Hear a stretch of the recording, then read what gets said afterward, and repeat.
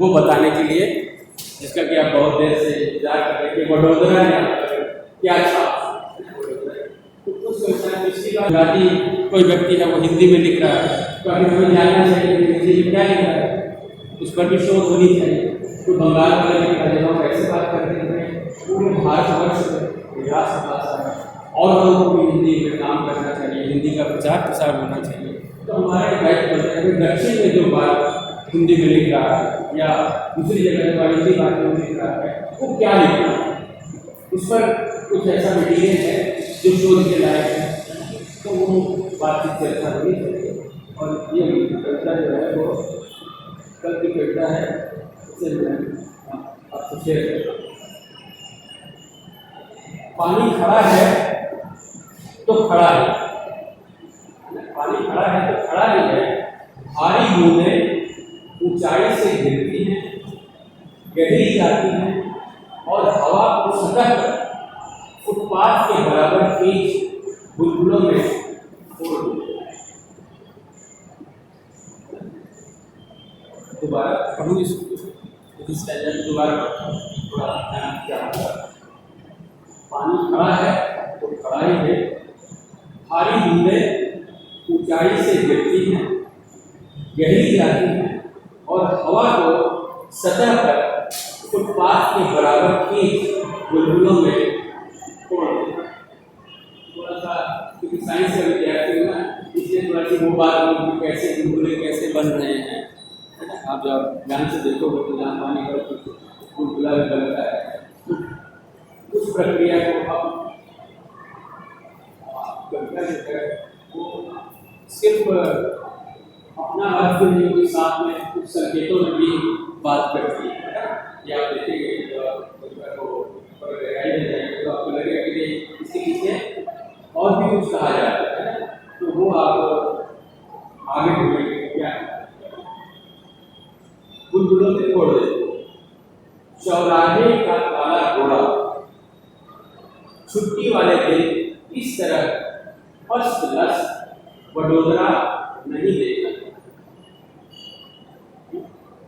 चौराहे का काला घोड़ा तो आपके ध्यान में आ रहा है, चौराहे का काला घोड़ा छुट्टी वाले दिन इस तरह फर्स्ट क्लास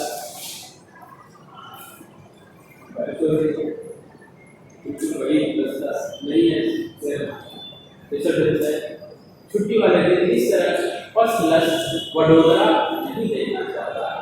अर्धचंद्राकार सीमेंटी बेंचों पर बैठने वाले जोड़े कहाँ दौड़ाएंगे प्यार के सुरंग, कहाँ दौड़ाएंगे प्यार के सुरंग।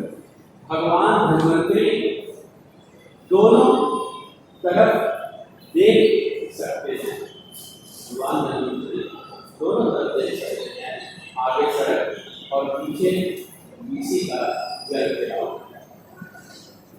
अगला है endless opportunities and countless dreams। अब ये बीच में अंग्रेजी कहाँ से आएगा, हिंदी के लिए है ना, तो इस पर क्या है 5 मिनट और लगाऊंगा।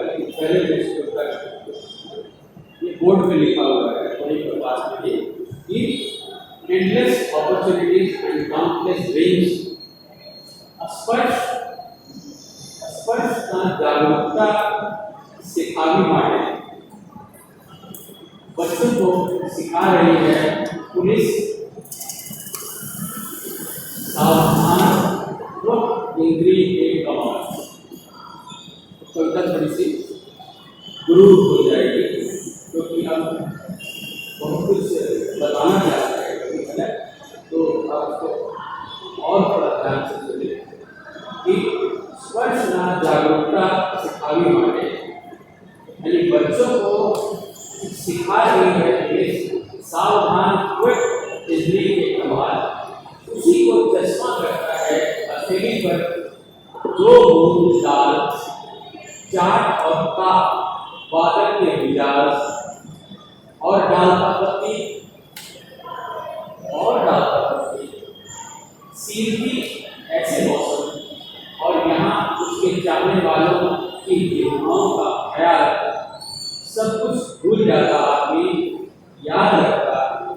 पुदीने का स्वाद। सब कुछ भूल जाता आदमी, याद रखता पुदीने का स्वाद, वर्षों बाद भी पाता। दोहरी कमर बुढ़िया, अदरक झांकती चिलमची, हर जूठे गिलास मांगती। बूढ़ा गरमाए रखता मग गैस की लौ, शाही देता सुबह से ठंडे बेटे को, ताकि मैसर हो दोपहरी की सब्जी। वडोदरा है पानी खड़ा है, वडोदरा है पानी खड़ा है तो कब तक रहेगा। बरस नहीं रहा तो रुका भी नहीं, कब तक चलेगा। काले घोड़े की बरसात चौमासा है, अभी लगभग आ रहे विरोध। काले घोड़े की बरसात चौमासा है, अभी लगभग आ रहे विरोध। तो ये कविता जैसे बनी वो कि बहुत अच्छी किया है, लेकिन मैंने क्या किया है अपनी जब सिर्फ वही कहा जो के साथ है, और जो साथ में हृदय जो है वो इस हिसाब से जुड़ाव महसूस कर रहा था। लेकिन ये सारा परिदृश्य जो है आपको वो गेस्ट हाउस से वहाँ काले घोड़े का है। अब हम इससे दूसरे पक्ष पर आए। अब दूसरा पक्ष क्या है, वो ये है कि कवि जो है वो समाज से जुड़ा हुआ, बहुत सारी चीज़ें उसको दिख रही हैं संकेत रूप, जैसे बीच में शब्द आ गए वो बता रही बात करूँ कि endless opportunities and countless dreams, ये बीच में दो शब्द आ गए। अब मैं जब साहित्य की चर्चा कर रहा था आपको बता रहा था साहित्यकार अगर नहीं बोलेगा तो कौन बोलेगा। साहित्यकार ये थोड़ी बन रहा है कि उसको दिशा देता है, तो वो दिशा वाली बात करती है। तो वो दिशा वाली बात में कि भाई काउंटलेस ड्रीम्स हैं और एंडलेस अपॉर्चुनिटीज हैं।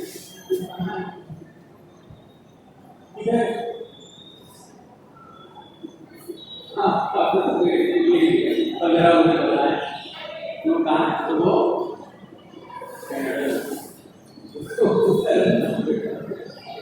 उधर आप देखिए पूरा शहर वो क्या आईलैंड वगैरह वगैरह रखा हुआ है ना। और क्या कहते हैं हमारी ये यही बात है, पंजाब में वही बंगाल में नहीं तो वही चक्कर सब अंग्रेजी पढ़ा पढ़ा के काउंटलेस ड्रीम के पीछे भगा रहे हैं, है ना। मैं इसलिए आपको जोड़ रहा हूँ अपने इस दो शब्दों से कि जो काउंटलेस ड्रीम मतलब उसकी कोई गिनती नहीं है कितने ड्रीम और एंडलेस अपॉर्चुनिटी, तो वो सब यहाँ नहीं, वो सब बाहर है। जब आप जब आप हमारा 10,000 का 20,000 का जो है मेरे किसी में डाल दोगे तो हो जाएगा तुम्हारा काउंटलेस ड्रीम भी हो जाएगा, एंडलेस अपॉर्चुनिटी यानी एक बिजनेस। तो एक बिजनेस जो है वो हमारी शिक्षा के साथ जुड़ा है। पहले इस तरह जुड़ा हुआ तो मान लीजिए अध्यापक है तो भाई हमको भी तो कुछ चाहिए, गुरु दक्षिणा मिलती थी, है ना। कुछ हमारा परिवार के हिसाब से था। उसके बाद सर्टिफिकेट बांटे जाते हैं, पैसे लेकर के पैसे बढ़ कितना उसे हमने दिया, उसे कितना तैयार किया वो अब हमारा कंसर्न नहीं रहेगा। तो बाहर की जो आवाज़ है वो जो काउंटलेस ड्रीम्स वहाँ नहीं आ रहे। आप यहाँ 20,000 रुपये 30,000 जो बढ़ा दीजिए उसके बाद वो आपको एक सर्टिफिकेट दे देंगे, से आप शुरू करें। क्या होगा भविष्य में ये नहीं बात, लेकिन एक अंधकार हमारे यहाँ तो फैला ही दे रहे हैं, उतना तो आप कर दे रहे हैं बच्चे का कि बच्चों को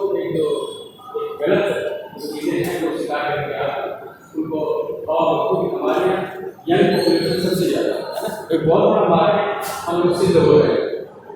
इसलिए उसका फायदा जो ये विदेशी चीज़ें हैं ये विदेशी यूनिवर्सिटीज वगैरह तो अपने स्टूडेंट्स नहीं होते, वो हमारे यहाँ और हमारे जो पैसा है वो चाहे काला हो चाहे गोरा हो जाए, मैं उस पर नहीं जा रहा, लेकिन ठीक है वो अपना वो पैसा लगा करके और विदेशी यूनिवर्सिटी हो गए, उसके बाद जो भी होगा कालांतर करना बड़ा मुश्किल है, क्योंकि हमारे ही लोग हैं जो वहाँ 100 लोग हो जाते हैं ना, जिनके पता ही नहीं चलता, जिनके पता नहीं चलता, हमारे भारतीय है। तो मैं क्या कह रहा था, इस ढंग से जो कविता की तरफ संकेत कर रहे हैं वो ये है कि आपके अंदर इस तरह की इच्छाओं की उत्पत्ति करके है ना, डिजायरलेस ड्रीम्स का वो नाटक करके आपको एक अंधी रेस में, आपको अंधी रेस का एक घोड़ा कि अब आप दौड़ो, है ना, उससे अंततः क्या होना है,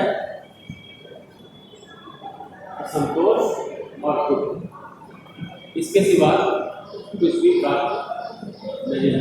अब ये मैं इससे बोल रहा हूँ कि मैं जाकर कथाओं को शोध कर और भगवान को तो यही बात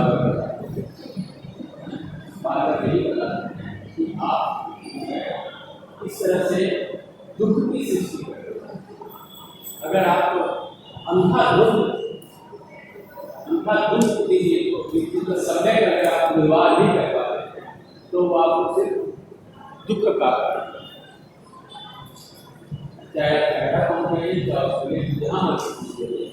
तमाम दौलतें पा करके भी आप सुखी नहीं होंगे अगर आप में वो भावना नहीं है, अगर सम्यक का निर्वाह नहीं किया आपने, अगर आपने आसक्तियों का त्याग नहीं किया, तो ये मूलभूत सिद्धांत जो है वो बुद्ध दे रहे हैं।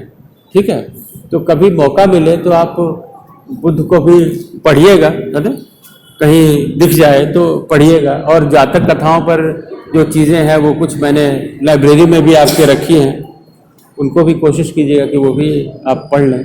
तो उसमें मैंने बताया है कि एक किस तरह से आपको सम्यक चलना है। मैंने सम्यक माने बता दूं मैडम, 2 मिनट हैं। सम्यक का सिर्फ एक थोड़ा सा साहित्य से अलग हो रहा है क्षेत्र, लेकिन इतना ज़्यादा अलग भी नहीं है।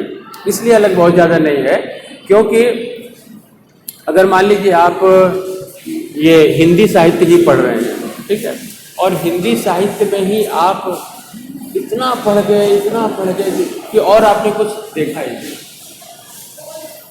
तो क्या होगा कि आप बिल्कुल कूप मंडूक हो गए, है ना, एक ही चीज़, बाकी चीज़ आपको कुछ पता ही नहीं है, तो वो भी पूरा फल नहीं देगा, है ना, उतना लाभ नहीं देगा। यानी हर चीज़ की एक सीमा है, एक सीमा है। अगर मान लीजिए आप बहुत ज़्यादा क्या उसे कहते हैं कि खेलते हैं और पूरा आप खेलने में ही पूरा डूब गए, आपने पढ़ाई की तरफ ध्यान नहीं दिया, तो भी वो नुकसानदेह होगा, है ना। और इसी तरह से मान लीजिए आप फैशन करते हैं, फैशन में आप मान लीजिए जहाँ 10 जोड़ी चाहिए वहाँ आपने 30 जोड़ी खरीद ली, 30 जोड़ी से आप जाके आप मैं परम सुंदरी हो जाऊंगी, तो वैसा कुछ होने वाला नहीं है, वो भी आपका वेस्टेज ही है, ठीक है ना। तो बुद्ध का ये कहना है कि जो चीज़ है उसे ऑप्टिमाइज करें। मसलन आपके पास ये है मोबाइल है, अब कोई कहे कि ये तो बहुत अच्छा, इसी में 24 घंटे लगा रहे, तो उससे क्या होगा, आंखें खराब होगी, आपका सारा वक्त निकल जाएगा, वो भी आपको नुकसान ही देगा। यानी आपको ऑप्टिमाइज करना है, हर क्षेत्र में ऑप्टिमाइज करना है। ये बुद्ध बहुत ही साइंटिफिकली, बहुत ही वैज्ञानिक तरीके से आपको समझा रहे हैं कि सम्यक अगर रहेगा तो आपको सुख मिलेगा, उसके बाद दुख की सृष्टि होगी। जो भी चीज़ है, अगर मान लीजिए आप मीठा ही खाते हैं, तो मीठा अगर बहुत ज़्यादा खाने लग गए तो आपको परेशान करें, एक सीमा तक खाइए। उसी तरह से अगर आप मिर्च खाते हैं, मिर्च आपको बहुत अच्छी लगती है, ये चाट वाट बहुत अच्छा लगता है, अगर वो भी खाते गए इतना ज़्यादा खा लिए कि वो भी फिर नुकसान देगा। एक सम्यक का भी उसमें भी चाहिए, निर्वाह होना चाहिए। तो आप हर क्षेत्र में इसको आप लागू कर सकते हैं। और ये मान लीजिए साहित्य अगर ये आपको बताता है तो कुछ गलत कर रहा है क्या? वो साहित्य जो है वो अच्छा साहित्य है, क्योंकि आपके जीवन में वो एक सही जो बैलेंसिंग है, एक सही जो संतुलन है, उसकी बात कर रहा है कि आप संतुलित जीवन, संतुलित आहार, संतुलित व्यायाम, संतुलित क्या कहते हैं शैली अपनाएं जीवन में, तो सब कुछ शांतिपूर्वक चलेगा। जहाँ असंतुलित होंगे तो वहाँ जो चीज़ें होती हैं हमारे यहाँ, पंखा चलो किसी भी झूल जाओ, बिल्डिंग चलो वहीं से कूद जाओ, आप समझ रहे हैं ये सब क्या है? असंतुलन के परिणाम है ना। तो असंतुलन जो है तभी आता है जब आप बहुत ज़्यादा काउंटलेस जब ड्रीम्स हो जाते हैं, है ना। काउंटलेस जब होगा, अब उसके बाद में आप क्या करेंगे? आप धैर्य खो बैठेंगे और वो सारे कदम उठाएंगे जो कि अवैज्ञानिक हैं, जो आपको लाभ देने वाले नहीं हैं। इसलिए ये भी चलते चलते विदा के शब्दों में मैं यूँ कहना चाहूँगा कि भाई आप सबको बहुत बहुत शुभकामनाएं आने वाले जीवन के लिए, मेरी सफलता की सारी शुभकामनाएं आपके लिए। और अगर कोई कहीं भी ये भावना आपकी जगी होगी, कोई प्रश्न जगा हो, तो मुझे पूछ लें, मैं तैयार हूँ आपके किसी भी प्रश्न का उत्तर देने के लिए। जो भी प्रश्न पूछना हो, कविता, कहानी, मेरी निजी जिंदगी, किसी के बारे में आप पूछना चाहें तो आप स्वतंत्र। मेरे ख्याल से मैंने बहुत ज़्यादा समय नहीं लिया, है ना। संतुलित है ना। बहुत कुछ ऐसा भी नहीं बता दिया, है ना, जो नहीं बताना चाहिए था, या सही है ना। अच्छी बात है, बहुत बहुत धन्यवाद। कोई प्रश्न पूछिए तो अच्छा लगेगा। भाई साहब आप लोग कोई प्रश्न पूछिए। सम्यक है आपका। सम्यक है, धन्यवाद।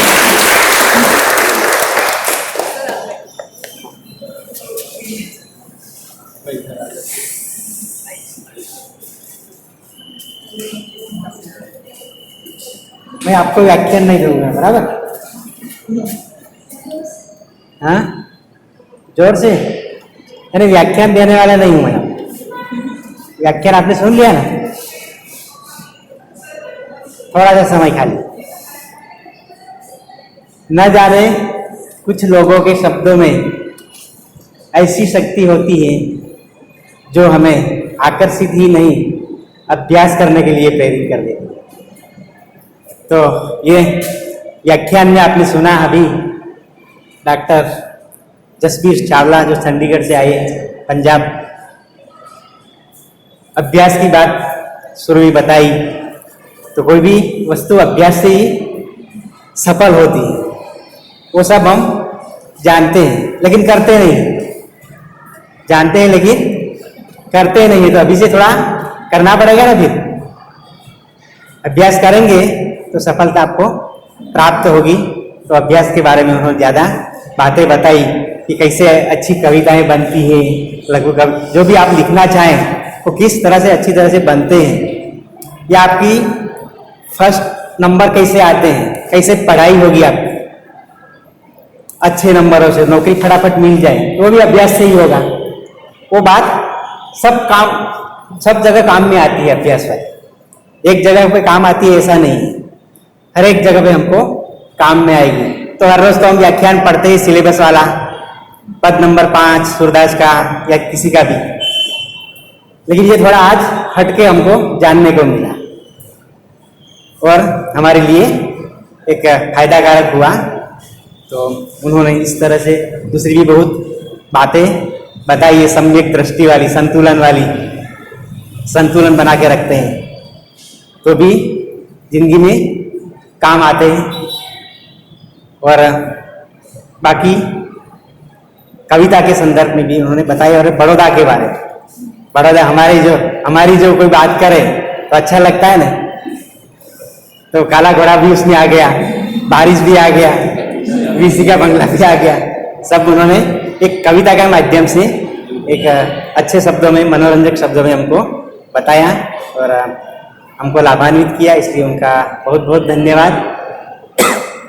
और ये हमारे हिंदी विभाग की जो अध्यक्षा है प्रोफेसर दक्षा मिस्त्री, ये भी इस तरह से कोई जो आते हैं विद्वान, उनका भी हमें लाभ देती है, इसलिए उनका भी बहुत बहुत धन्यवाद। और आप लोग तो धन्यवाद के पात्र है ही, आप तो सभी धन्यवाद के पात्र है ही। बाकी हम लेक्चर लेते हैं तो थोड़े बोलते सर लेक्चर टाइम हो गया, ज़्यादा थोड़ा पढ़ा देंगे, बोले सर टाइम हो गया, इस तरह की बातें होती है। लेकिन अभी शांति से आपने सुनते ही रहे, पता ही नहीं चला आपको 1 घंटा हो गया, ज़्यादा समय हो गया वो भी पता नहीं चला ना।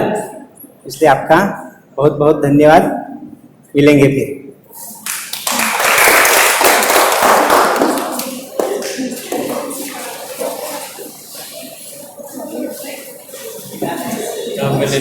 लाइब्रेरी के लिए